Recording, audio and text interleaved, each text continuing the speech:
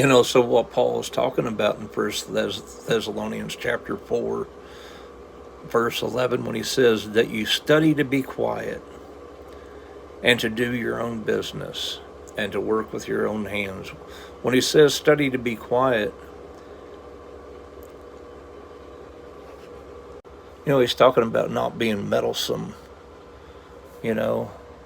So when he says study to be quiet, he's saying strive to not be meddlesome in other people's business. As he says in another place, if a brother suffer, let it not be because he's being a busybody in other people's matters. And that's what he's saying here.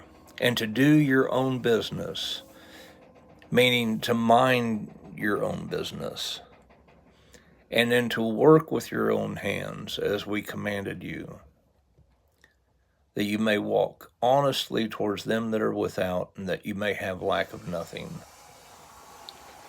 I mean, and this goes to those gossipers, you know, when Paul says, if if someone sees a brother overtaken in a fault, we're not talking about someone that realized they made a bad choice and moved on. We're talking about someone overtaken in a fault.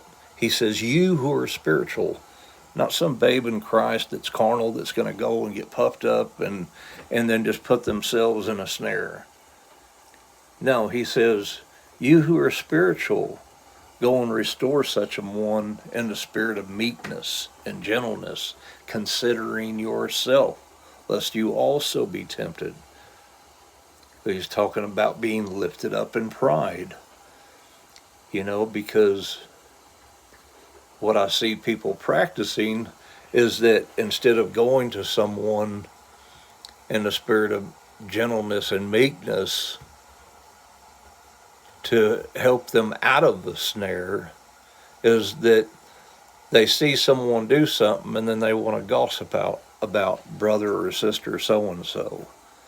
And this is what Paul is talking about in Philippians or in 1 Corinthians 13 when he says the love of God bears in all things.